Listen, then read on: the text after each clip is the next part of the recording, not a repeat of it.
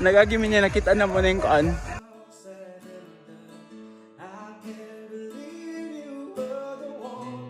Kapihan!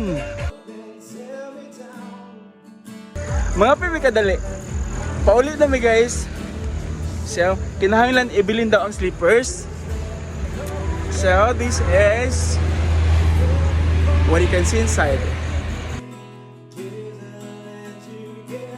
DS100 coffee and then na sila entrance nga 10 pesos. Na sila na himutang sa Kipulot.